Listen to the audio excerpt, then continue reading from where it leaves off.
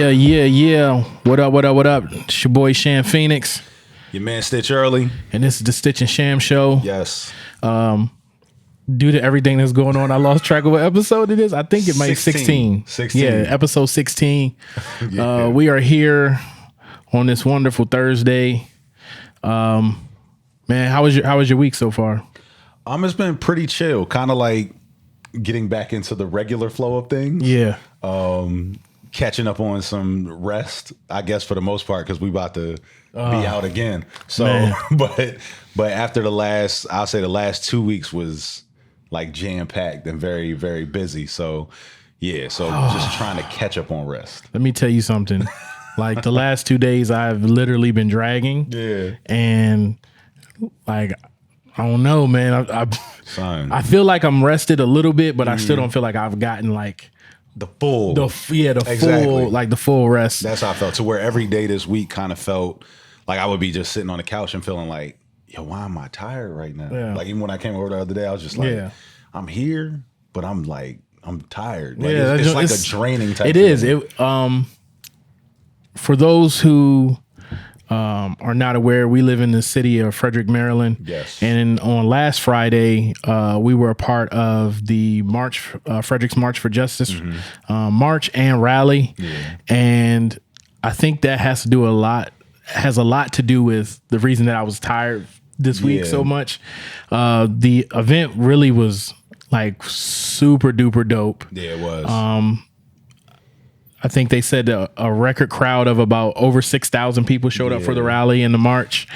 And it felt like every bit of 6,000 people. Yeah, it definitely did. It looked like it too. Like just when you're looking out and you're like, okay, I can't see where it stops. Yeah. Yeah, that was amazing. So me and Stitch had the opportunity to basically just run the sound along with our man from at VR, the virtual reality room, Shantae DeMar. Yep. We had a chance to run sound, and Stitch even performed at the rally. We handled a little bit of things up until the beginning of the rally. Like we handled a couple things, but it was very design stuff. Yeah, but like minimal. It was very minimal, but the impact of the actual rally, like I said, was like super crazy and super emotional. And it definitely had people super charged up. I've talked to people all week long, and people have just been really encouraged by what happened there on Friday. Malik went and got his hair cut, and his barber recognized him. It was like, oh man, you were speaking on Friday. So it's just been crazy. And my wife is a part of the Frederick March for Justice committee, and they're kind of like right back on it. They had a meeting yesterday, and they were talking about some things. So shout out to Amaya Spencer, Isaiah Spencer, Gabe Moore, and Elijah G. Yep. They are the major parts of the Frederick March for Justice. They also had some help from Elijah's mom, Latoya G. Shout out to my wife, Akia Billups. Stitch helped out. I helped out. Everyone kind of like, it was really cool that small group of people were really able to do something really, really big. Yeah. If you could just speak to like your experience at the march. Man, like it was like, I think a lot of times, especially with everything going on just in the world, and you hear protest, march, however you want to say it, because of the optics of everything, you automatically go, all right, I'm gonna hope for the best. Yeah. But, I want to prepare just in case. Yeah. You know what I mean? So as you've been seeing, all of these protests and march happening all around the world. Yeah. So on that day, leading up to it, it's of course, okay, how is this going to go? What are the things that we can do to make this run as smoothly as possible? But also with me doing events before, it's like, things could happen. Yeah. So I would see a lot of things like online, there were a bunch of different flyers going out. So there was people like, oh, well, I don't know if this is going to be peaceful. I don't know, so I found myself calming a lot of people's, you know what I mean? Emotions or feelings about the event. Kind of like, nah, it's going to be a peaceful protest. That's what we're here to do, things like that. So then once we were there setting up sound and stuff, and then I remember as we're setting up sound, and then all of a sudden now that you kind of hear it, you know what I'm saying? Black Lives Matter. Yeah. Black Lives Matter. Black Lives Matter. And it's like, oh snap. Yeah. They here. And you're and like, then what? All of a sudden you look and then you just saw it slowly like filling up. It was crazy. So it was crazy. It was just like, and I think it was an emotional, like, and I'm, and the crazy, like I always say, like, I'm not an emotional but it was there. person, but like the emotion of seeing, you know, not just black, not just white, Spanish, Asian, whoever. Yeah. It was just, you could find somebody for anybody. Yeah, in that crowd. Yeah. And to see everybody there on one accord, like pushing for one thing. Yeah. I think that was, you know, the most amazing part about it. And then looking at the four like youth, you know, that you would say to a certain degree, you know, they're, you know, older, but in you know, relation to us. Yes. You know what I mean? It was four youth that came together, you know, along with Kia, that put this together. You know what I mean? In just a week. And then in a week, and then everybody else just chipping in to be able to see that and see it come to fruition. And look and be like, man, I think this is even bigger than what they could fathom. And you could see the emotion all on them. Yeah. You know what I mean? So I think all of those things, and I think even for the crowd coming, and even for the crowd going like, man, I heard a lot of people like, this is the first time I ever have been a part of a march. Or this is the first march I've ever been to, you know, and I'm happy that their first experience at a march was that experience, because there was no negatives that you could take away from it. Like, and that's from me being there, being on the stage, looking out, being there before, being there after.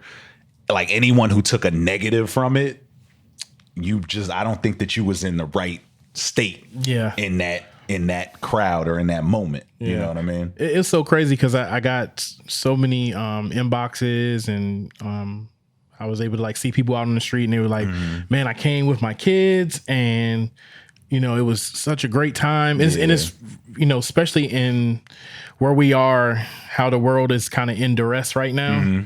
And for people to come and say, man, I really enjoyed myself. It, you know, it uplifted me. I felt good. I felt like I had a sense of hope when I left there. And it was just, I mean, everything that those people said, I felt. Like I could definitely agree with them, because it's something that I felt myself. The dopest thing was that the city of Frederick is not known for being unified. And that particular day changed a lot of people's minds about the community that they live in.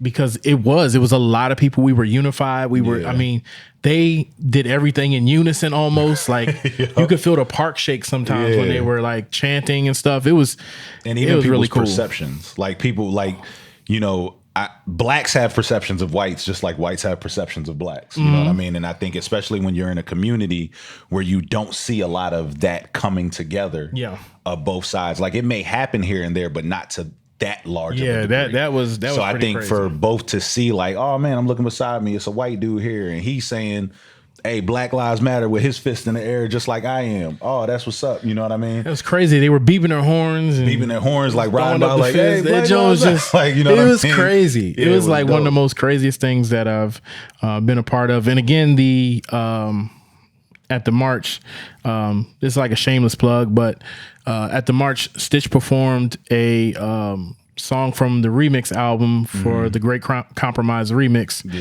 called Cordless.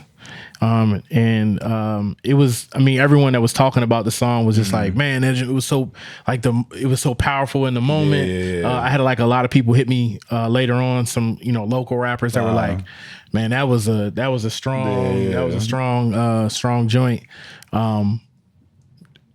I knew you had to be like a little nervous because the crowd was, this is not like, no, like, okay, so let me set the stage because you would have to be like, it's hard to explain it. Is. Unless and you were was there for like the whole. So I'm standing, you know, on the stage, and I mean, I'm on the sound on the stage, and you look out and it's seas of people, like literally a sea of people. And in my mind, I'm going, yo, this is probably the biggest crowd I've ever seen in my entire life. It's the largest crowd I've ever performed in front of. Like, and like the music drops and everyone is like in it. Like they're they're in it. Nah, that joint. So originally, when Kia hit me and asked me, "Hey, would you be able to perform something?" I'm like, "Yeah," but I'm like, "Yeah," not off of like, "Oh, I got something in the tuck that's gonna like do it." It's like, yeah, off of, okay, nah, that's my sister. Like, I'm gonna hook you up. Definitely, I got you. Like, you know what I mean? So now I'm going through songs and I'm like, all right, man, I say, yeah. So what am I going to do? Yeah. Like so I'm just going through joints, and then we have been working on the remix joint. And I remember being in the car and putting that joint on, and it was like, oh, here it is. It was like, yo. It was like there, like without it even, it wasn't like I didn't have to search. Yeah. So I remember when I came over and I was like, yo, I think I know what joint I'm gonna do. And I'm like, cordless. And I remember at first you were like, it's like cordless? Like, I just, you gonna do that one? Yeah, and I didn't get it. And I'm like, nah. And then so I didn't even play it. I remember I was just like, reach for the stars. They threaten by like, who you are. You reach, and then you was like, and then I went back into the computer and played it and was like, oh, this joint is like, like fitting, like the most fitting. You know what I mean? So, like I said, I think on my, I get nervous anytime doing a performance. There is a little bit of nervousness, but I put this up there with I performed All Times Hers at my grandmother's funeral. Yeah. So these two, like All Times Hers at my grandmother's funeral, and it's only because like they're performances, but they're not performances. There's so much more riding on it. So much more riding on it. So I'm not going into it like, get your hands up. Hey, we bought grandmother's funeral. It's Frederick in the house. Like I'm not going into it like that. Like at my grandmother's funeral, it wasn't like, yo, who in the house? Like it's a funeral. Like calm it all the way down. I'm gonna need you to be a little bit more somber. There's a body behind you. I'm gonna need you to chill. Like, you know. So going into performing at my grandmother's funeral, doing that song that was about her. It was about her. It was about the moment. It wasn't about me, the rapper. It wasn't listen about how I rap. Yeah, listen to me rapping. It wasn't about that. So with this, it was that same type of thing of like, yo, am I going to talk beforehand? Do I want to just go into it? Because I don't want it to be about like, yo, I'm Stitch early. Yeah. Follow me on. You know what I mean? I didn't want it to be that. I wanted it to be about the moment. And so I remember, it's like, it's time. Yeah. And so now it's like, so I get the mic. And I remember just like starting to talk. Yeah. And then it just came out how it came out. And it was just like, yo, let's get into it. And then I just remember going, like putting my fist up and like the whole crowd was just like. It was crazy. And then the beat dropped and it's like, you know what I'm saying? Don't ever give them your. And everybody's like, oh. Like, it really went like that. Yeah, like that. It really was like that. So it was like, oh. Crazy. Exactly. And then it just went, bananas. Yeah, and like, it went crazy.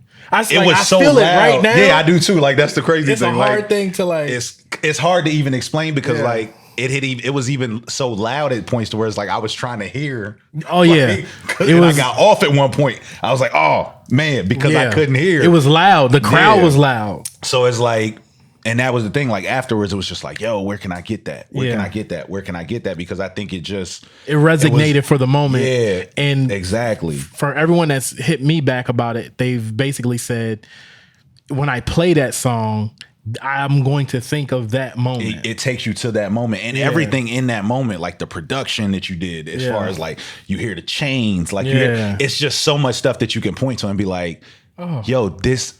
How did y'all make this before this moment, but it fits this moment like so perfectly? You know what I mean? And and I think that was the thing that was so impactful about it is that I think everyone was, I could tell, was listening. Yeah, they wanted to hear the words. They were into it. I hear exactly what. Yes, I do feel this way. Yes, it was the perfect. I think we created the perfect soundtrack, so to speak, for that moment. Yeah, it was super duper crazy. Yeah. And sitting where I was sitting and watching it was just like, oh yeah. Yeah. Oh, this is crazy. Yeah, that was like the craziest experience So as far as sitting, because you were sitting back, Yeah. I know we were doing a lot, passing microphones and things like that. From your perspective, how did you feel about the evening? It was super emotional because like my daughter sang, my youngest son spoke, and he even shared his his experience that he had at his last school. So had you heard his speech? No, I didn't. Oh, so you didn't even hear. So the night before he came to me, he had wrote 3 speeches, and he was going back and forth with which one he was going to actually use. And he read it to my wife, and then he came to me, and I was like, "Please don't read it to me." Okay, got you. Because I want to be able to enjoy and experience your words with everyone else. Okay, and that's what I was wondering. I was like, I meant to ask. I was like, I got to ask him because when I came over to the house when you were picking up the equipment, kid was like, "Hey, help him with his speech." Because he was like reading it off the paper, but he was soft spoken. Yeah. So like I made him go in the other room, and then I went on the other side of the house, and I was like, all right, I had his paper, and I was like, all right, now do the speech. Like, so he knew it by heart. So, but he was nervous. Okay. So when he went up there, I think I saw because I had heard it. Yeah. I saw like it go from nervousness to confidence. Yeah, like it slowly went to. It was I wanted crazy. To ask you that if you had heard it super. beforehand. It was super crazy because I never thought that he would share what happened to him. Yeah. At his old school. At his old school, he was for a long period of time, maybe over like 6 months. He was kind of like racially targeted. Called a nigger at school. On his bus rides home, they would, ask him like, "Why are you so black? Why are you so ugly?" All these type of things. And he did a little bit of therapy after we moved, and he started going to a new school. But for him to get up in front of all of those people and like talk about it, and be emotional about it, it was just like I couldn't hold it anything. Nah, I seen that joke. I remember being like, oh, it just overtook me, and I was like, just the whole thing really from the start. Like when you started hearing Black Lives Matter come down the street, and it filled in, like automatically, I just started feeling emotional. Like to where like I feel it. Yeah, like, every even time now, like you feel that joint. Like I have looked at probably well over 100 pictures. Yeah. And every time I look at a picture, I feel it's just like, yo. I think that's the difference.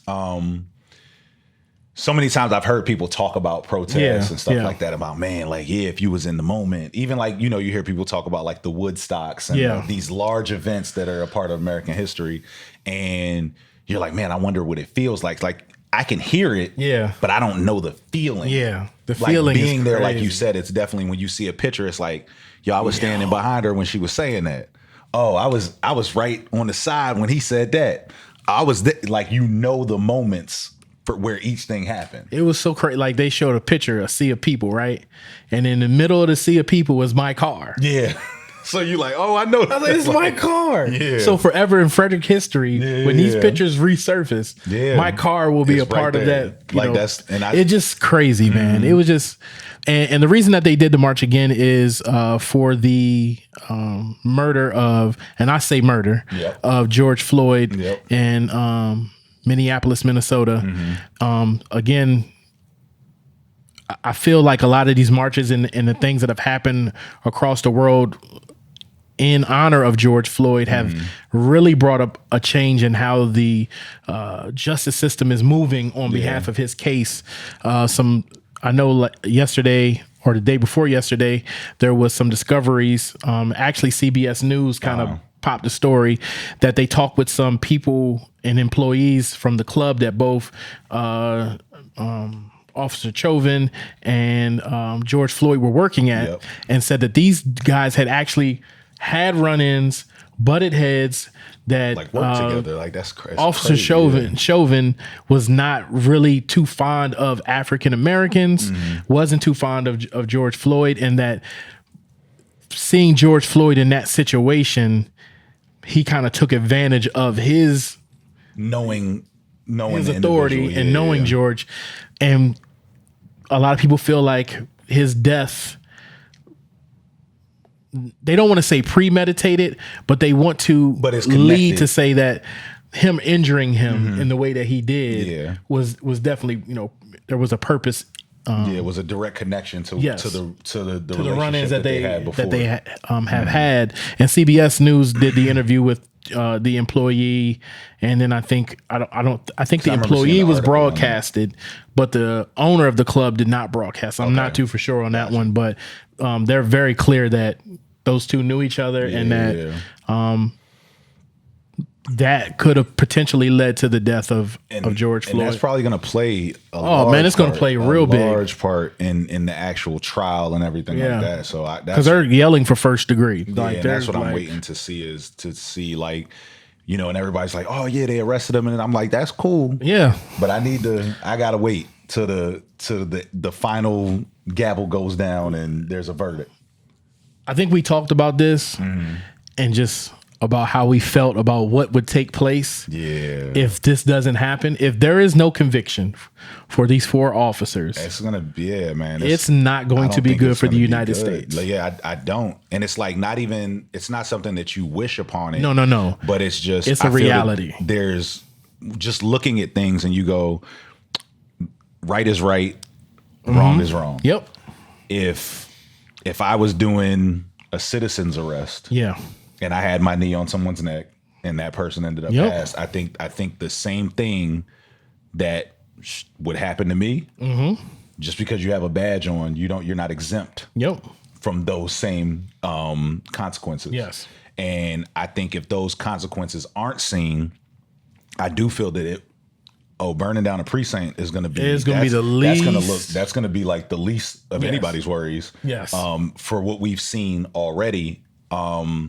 I think that we're going to look at that and go like, oh, we wish you were doing that. Exactly. We wish you were burning down. We wish you were just doing that. You know what I mean? So my hopes, my prayers are that they do what's right. Yeah. And that they do what we all know should be done in this matter for all 4.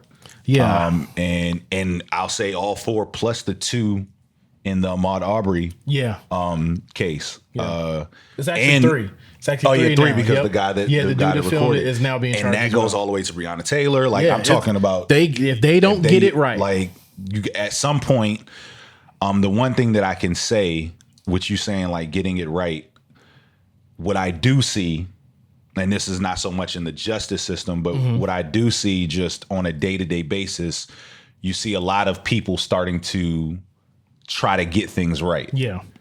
Oh man, we've been flying the Confederate flag. That's what we've been doing. That's what we've been used to. And we're going to pull that down. We're going to get that right.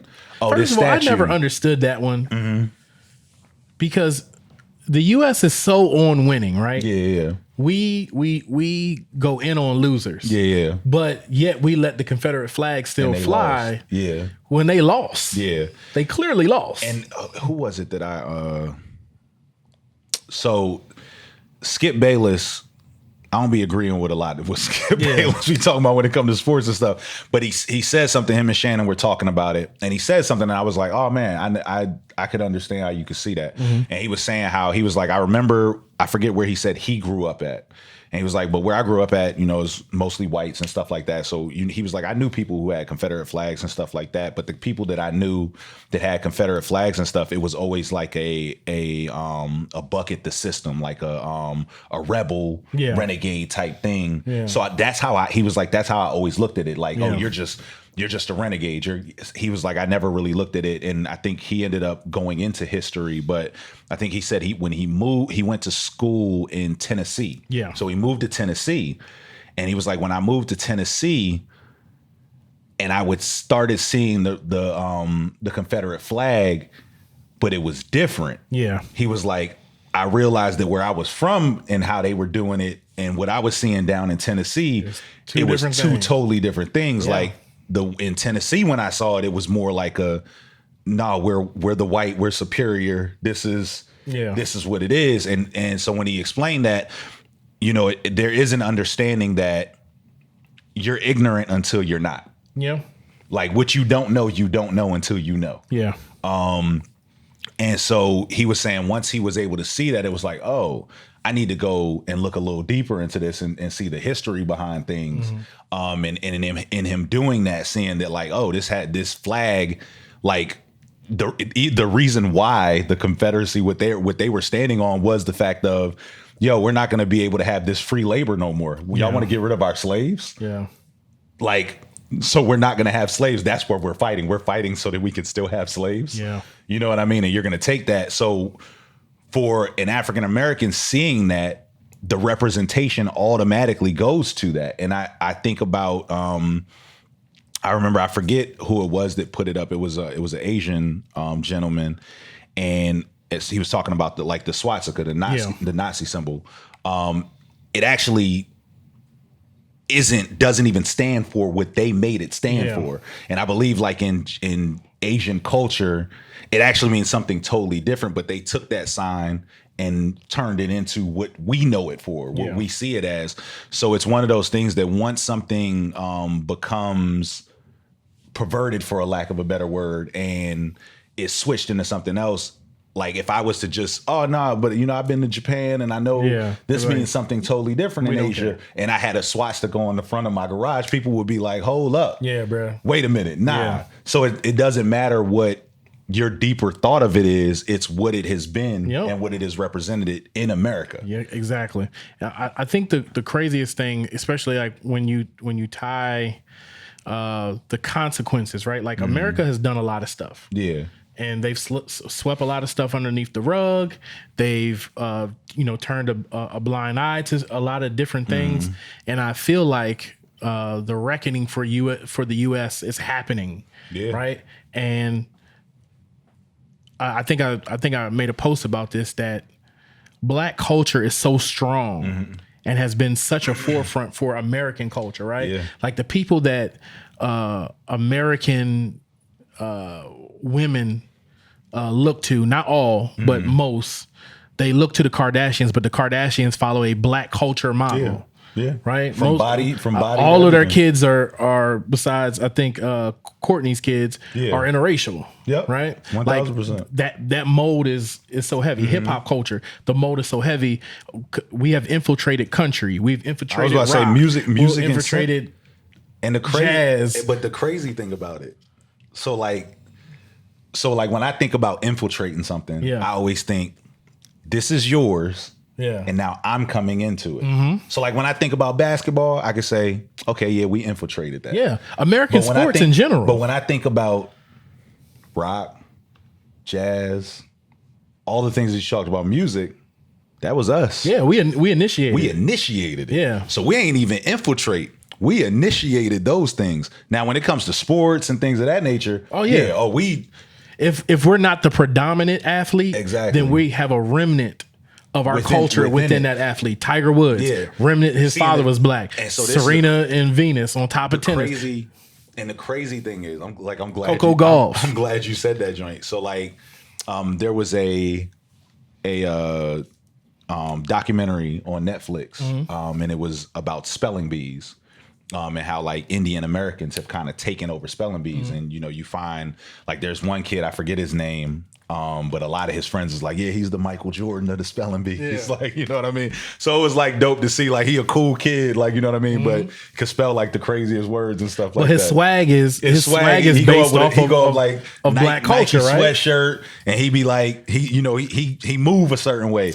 So the thing is, like, for a lot of Indian American kids, they found something where they see themselves in it. Yeah.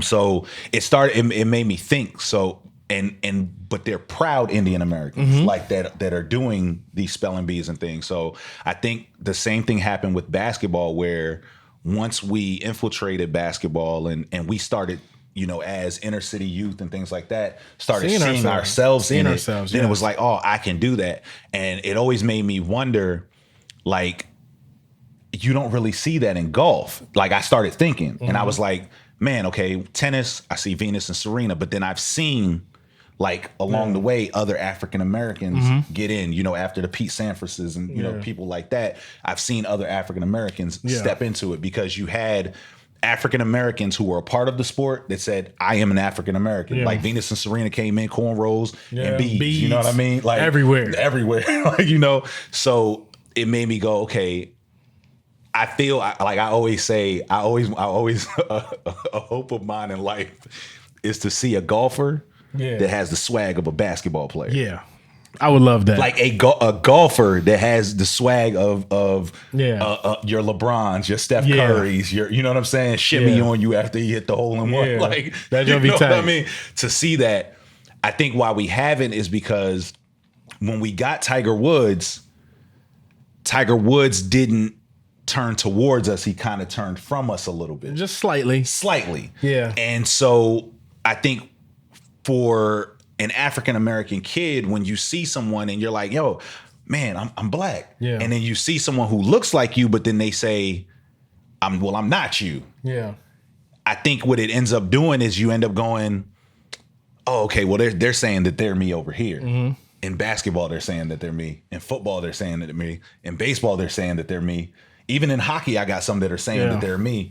So maybe this isn't the sport for me because I don't see anybody that looks like me. And then when I finally did see someone that looked like me, he kind of said he wasn't me. Yeah. You know what I mean? And so it made me think, just even us as individuals, when I look across the board of African Americans and everything else where, you know, we've put our hand in. Yeah. There's been people that looked like us that said, hey, I'm you. Yeah. From acting, you know what I'm saying, to CEOs of companies, you know, things like that, things of that nature. Now, you know, even is in the presidency, you know, Barack Obama is like, I'm an African American man. Yeah. Like, you know what I mean?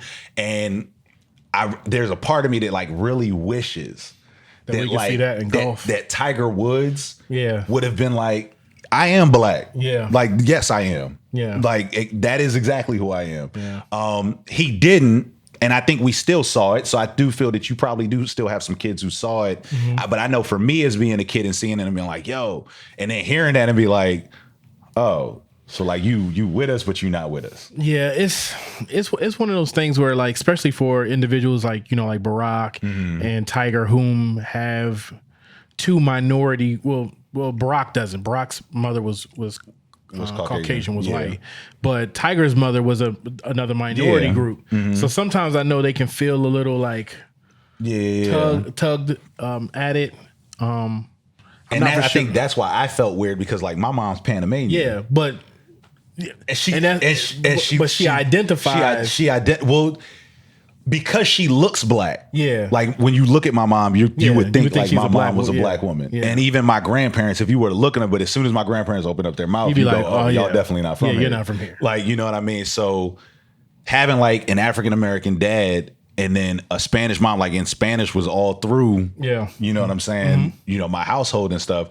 So when I see that, and then I knew people, like when I lived in Japan, I knew people that had an Asian mom and a black dad, you know what I mean? And things like that. And I think Shamar Moore, I don't know if you saw, he had came out. And I agree with what he said. Like, he's like, nah, he was like, I'm proud of my white side and I'm proud of my black side. Yeah. Like, as he should be. Yeah. Like, you know what I mean? I think it's just that's always a difficult dynamic. Yeah. Because of the colorism, in our own culture, and the colorism in other cultures, sometimes it can be a real tough dynamic to swing. But this is the coolest thing that I think has happened in this shift is that the acceptance of all cultures. Yeah. See, this is the thing that when they talk about this all lives matter thing, I think it's null and void, because black people have never really been exclusive to anything. Exactly. We allow people to come into whatever we're doing. You can have an Eminem, you can have a Barack Obama, you can have Justin Timberlake, you can have a Justin Bieber. We've never been the type of people to be directly exclusive to anything. We go, if you can do it good, we want you to be here. That's exactly what I was about to say. Yeah. If you nice, black people have always been, if you are nice, we will be the first to go salute you. Yo, hey, I salute. Whereas I feel it doesn't happen in that same. You are absolutely right. And I was watching Jamie Foxx had did like an interview because he had met with Ahmaud Arbery's father. Okay. And in the interview, it was him. It was another African American gentleman and Caucasian gentleman, and he was talking to the Caucasian guy, and Jamie Foxx was like, "Yo, he has a real unique story." Yeah. And the dude is like, "Yeah, so where I grew up at, he went to this school called Mount Zion, and he was like, I was the only white person in the whole school. Like there was no other white person." He said the teachers weren't white. He's like, the students weren't white. So I was the only white person in the whole school. And he was like, and when I went to school, it was like, I never got picked on. He was like, as a matter of fact, they looked out for me and like made sure that I didn't get picked on. And I do feel that like the African American community, as in general, I think we are more inclusive than we are. And that's why like when an African American goes and tries to do country, it's like, well, what type? Well, what is this? Yeah. It's not, is it good or is it bad? Nope. It's like, who are you and why are you trying to do this? Whereas when a Bubba Sparks or Eminem or Third Base, we like, oh, or you know what I'm saying, or even a Vanilla Ice, or whatever, it's like, oh, all right, bet. Like, if y'all rocking, if you do it, if you good, you good, because we're quick. If you're black and you're bad, we'll tell you you're bad. And if you're white and you're bad, we'll tell you you're bad. If you Spanish and you bad, we'll tell you you're bad. But if you're good and you're any race, we will be the first to be like, yo, that's what's up. Like, hey, come do it. And that's why when they try to make us and for me, changing the narrative on my culture is very, very important. Yeah. It's the reason I carry myself the way I do. It's the reason I make some of the decisions that I make is because a lot of times we are carried by a negative stereotype that does not apply. Exactly. And it only applies to 1% of the population of the people that, you know, that we're tied to or know or related to. Like, we are a very inclusive people. We love other cultures. We love to indulge in other cultures.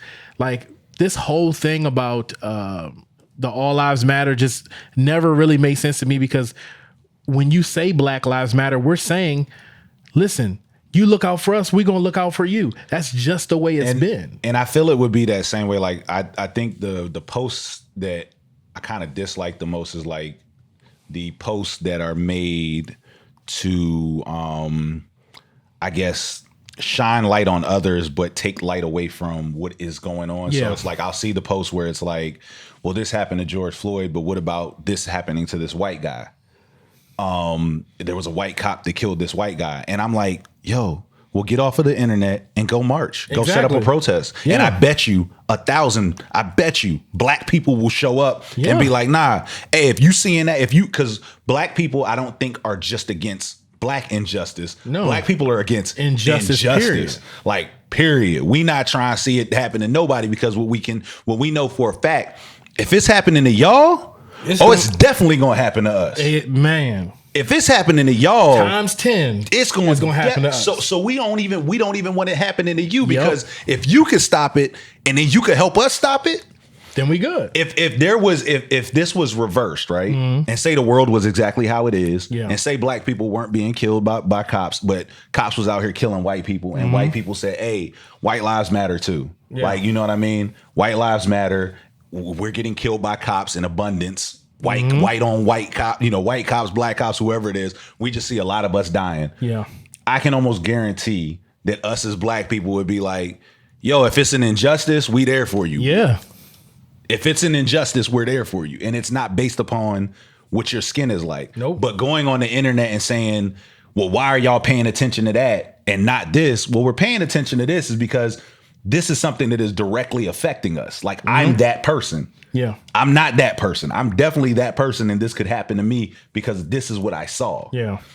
So I think some people who have been posting like that have to do better at like redirecting their energy, and instead of trying to compare, figure out, well, what can I do to shed light on this also? Yes. And doing the comparisons, it sheds a negative light, because it makes it seem as if, and it's the same thing with the All Lives Matter. When you be like, nah, black lives don't matter, all lives matter. It's kind of like the word but. Like, the word but negates everything you said. If I'm like, hey, Mark, yo, you looking fresh today, but if you would have put on a different shirt and a different pair of pants, like, yo, you would have really been killing it. Like, so am I fresh or not? Then I just took away the whole fact that you look fresh today. I might as well. So, and that's why I know, like, in mindfulness teachings and stuff, and in with therapists and stuff, they talk about using and. Yeah. Yo, you look fresh today. And if you would have threw the other pants on, you would have really been killing them. So which it makes doesn't makes negate. it inclusive. Yeah, it includes that, yo, you do, but you would have went to a whole nother level if you did that. Yeah. You know what I mean? And I think more people have to think about it like that and not just a thing of, well, we don't care about what's going on over there, but we care about this. And then this other thing that's really annoying me.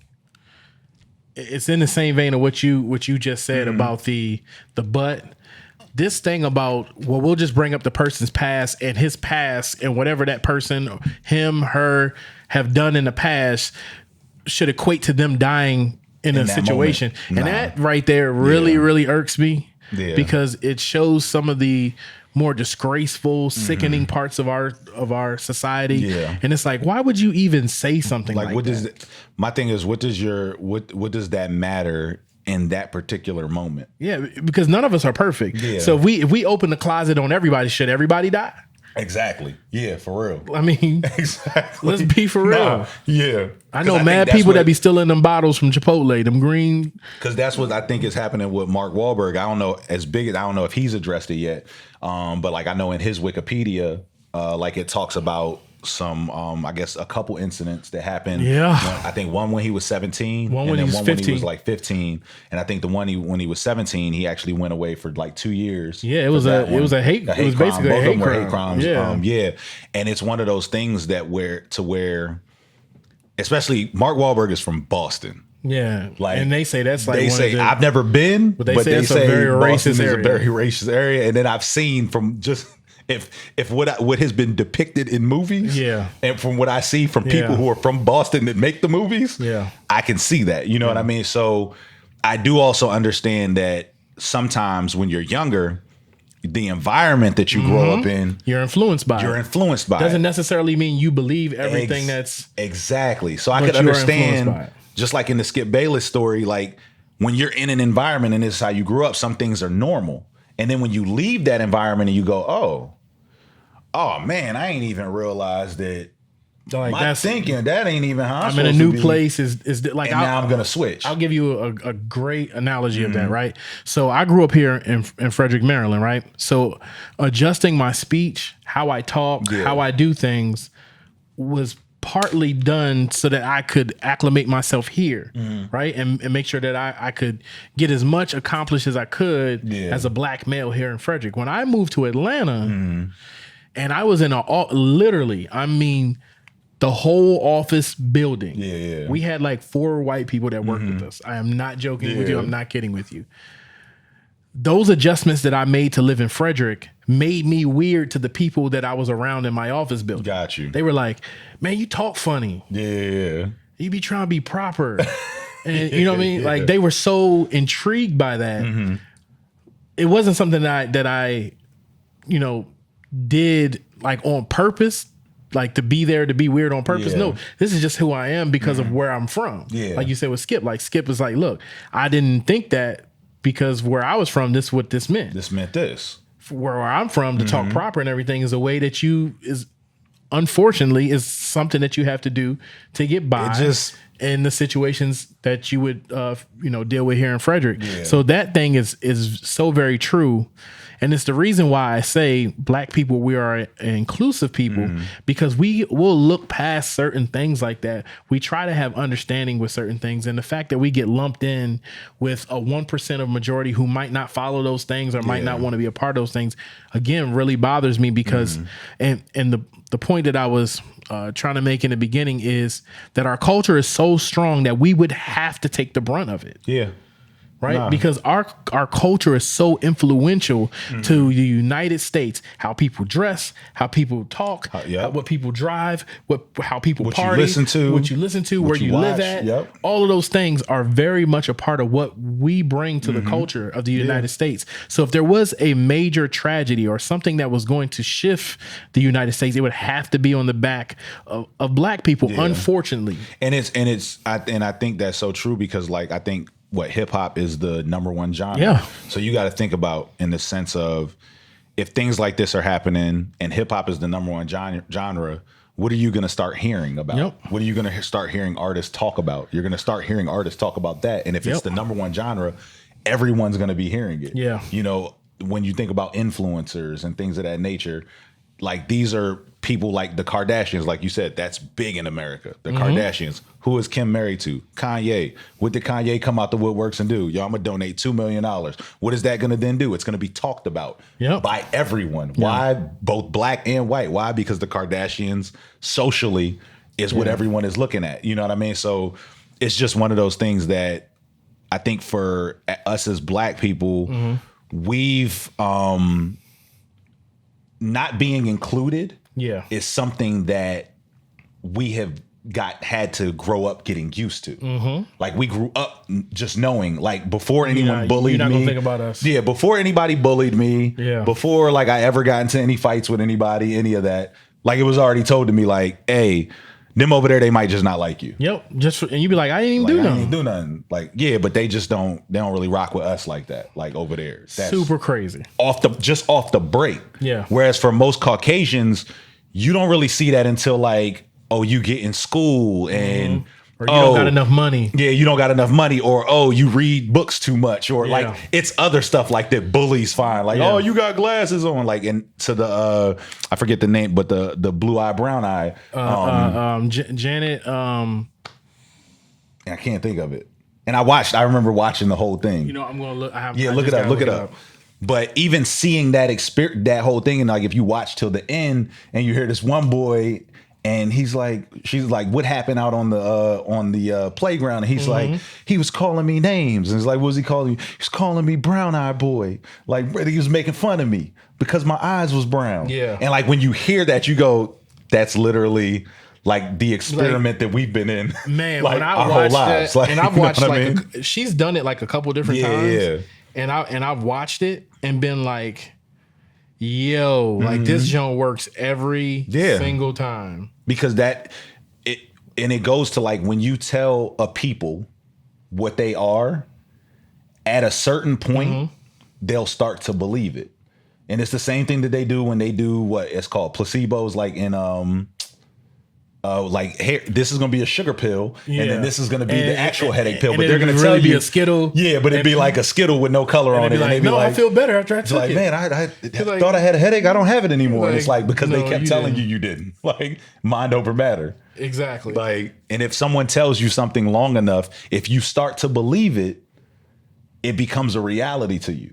Like, and you will move and walk in those same things. Jane Elliott. That's her Jane name. Elliott. Okay. Jane Elliott. Yeah. So it is, and that experiment there is so funny because every time I watch it, and I've watched the one from the 1950s. I watched that one. I've watched ones from the 80s. Your dad used to kick you because you're like, and ones from the 90s. And every time I watch one of those, it's hard. It's hard for them to take that type of criticism, that type of ridicule, that type of separation, even understand it. It's and like, to even process, like, well, I just had brown. Like, why are you doing where it? at some point we just be like, it is what it is. Like even like one, I think it was one from like the 2000s, and the girl like got up and like walked out, and she was like, you don't get like black people don't just get to walk out. They don't just get to walk out. Well, you know, we got. She was like, when you decide that you don't want to take it anymore, you can just go out there and be accepted. Yeah. Yep. She was like, they don't get that opportunity. Nope, not at all. And I was like, yo, where's this? Like, we need to get Jane on the line, yo. Can we get Jane on the line? For real. Because that's why I say, if anything is going to happen here in America that is going to be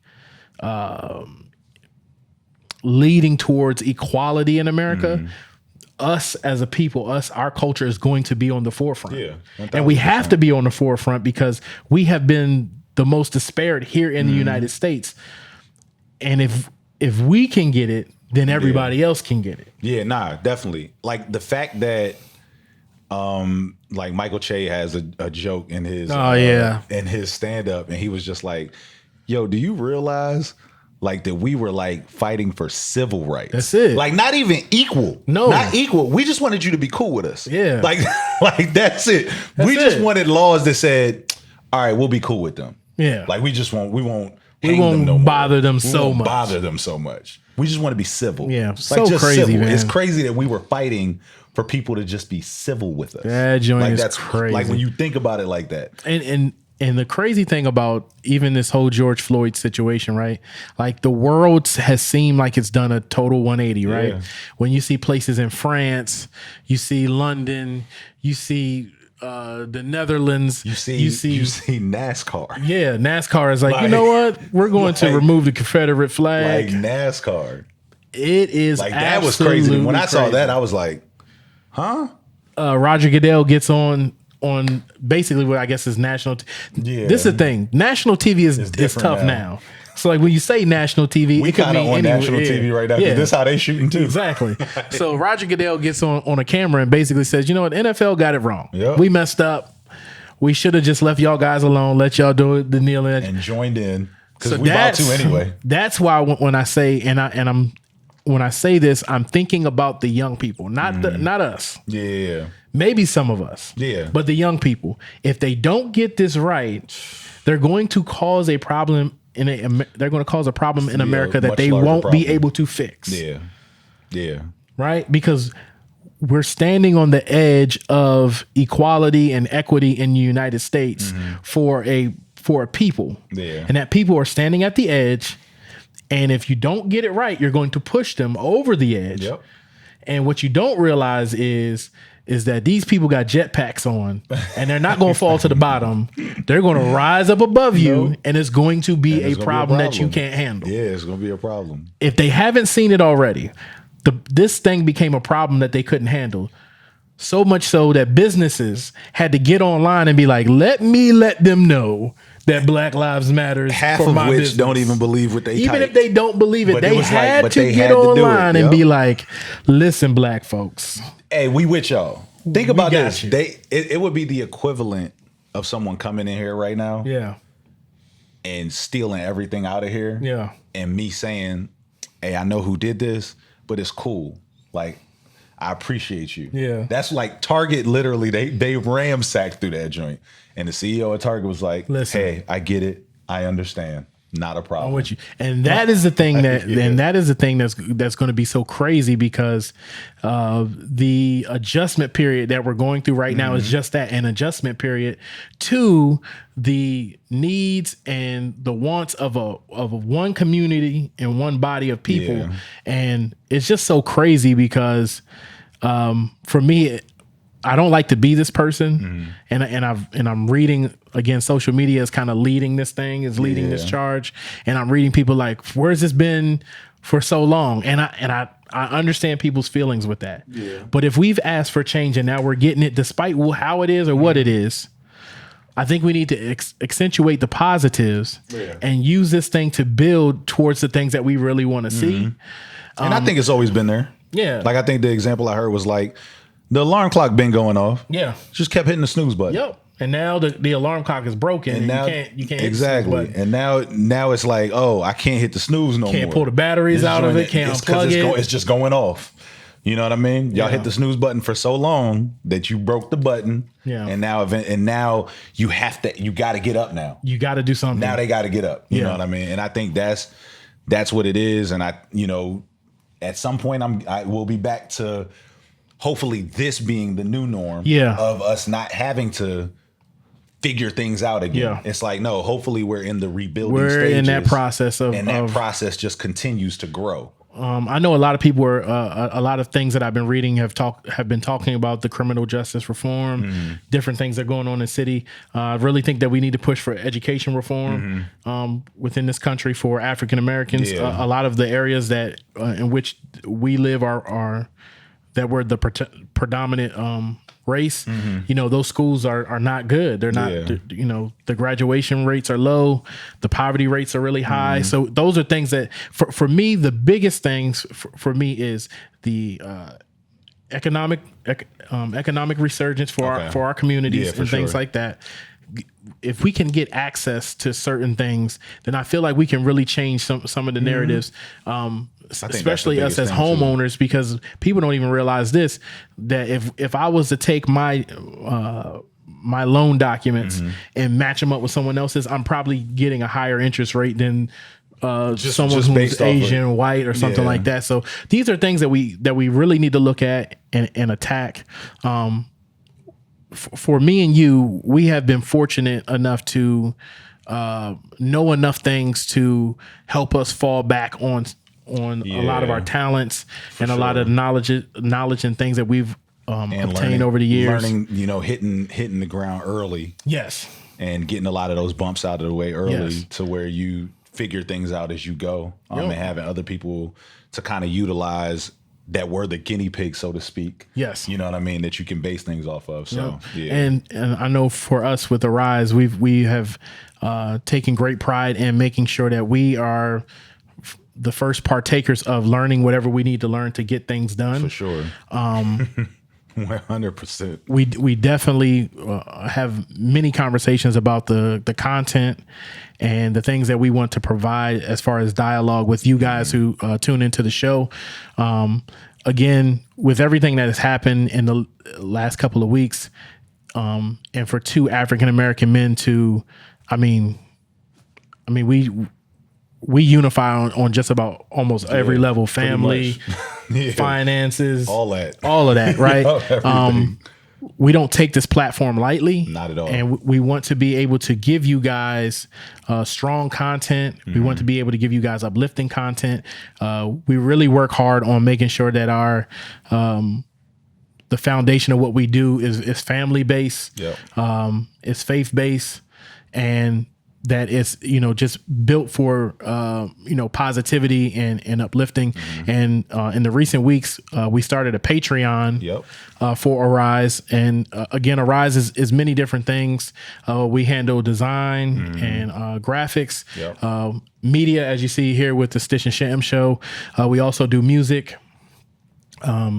We're just trying to use all the things that we have been blessed with talent wise to provide just something good for the world. Something positive. Just something positive, you know what I mean? Definitely.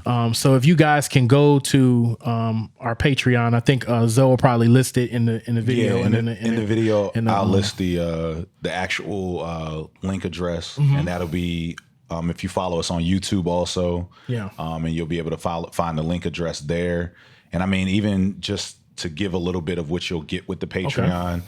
Within the Patreon, we will be doing extra episodes where we go a little deeper on certain topics, whether it be, a movie that just came out, whether, it's social issues that are going on, whatever it is, you'll get extra episodes. Extra music, that won't be released to the public, but just to the people who we have on Patreon. So videos, tutorials, different things like that, that you'll get behind the scenes footage of how we do what we do. So I think our Patreon, the lowest level starts at $5. And that, helps us to be able to afford to do these different things, upgrade, different things that we need, to be able to just continue to give you great content, that as we've seen since we've started this, that, people are really tuned into what we're saying, into what we're doing. And we want to just be able to continue to give you better content and bring forth some of the ideas that we have, in the future, with the funds and things that we receive from the Patreon. So definitely go over to the Patreon. Like I said, the link will be, he'll put it right here. He'll put it in the bottom. And then on top of that, we also have if you go to arisemusic.com, you can go there. There's music there. I just put up an instrumental album. Stitch just put up the cordless remix that he performed on Friday. We're just trying to, like I said, like Stitch said, just trying to make some really good content, really uplifting content. We know that times are really, really difficult now, and things are changing, and we want to be able to contribute to that change and be a difference, not only in our community but in our nation. So again, we thank you guys for tuning in. We thank you guys for all the encouraging messages you guys sent all week. Every time I'm pretty sure you've seen people that have been like, man, it was, even so people crazy. Just hitting on other videos like, oh man, this was amazing. It's so it's a dope feeling to know that you're doing something, and when you're doing something that is impacting people. Yeah. And I think that's the biggest thing that we want to do, is we want to have an impact on all of the viewers, all of the listeners, anyone that subscribes to what we do. We want to have an impact on you. So again, we thank you guys. Please keep watching. Keep sending us messages. I mean, that stuff is really good fuel for the fire. And we just, again, thank you guys for tuning in. Yes. I am Sham Phoenix. I'm Stitch Early. And this has been the Stitch and Sham Show. We'll catch y'all next time. Peace.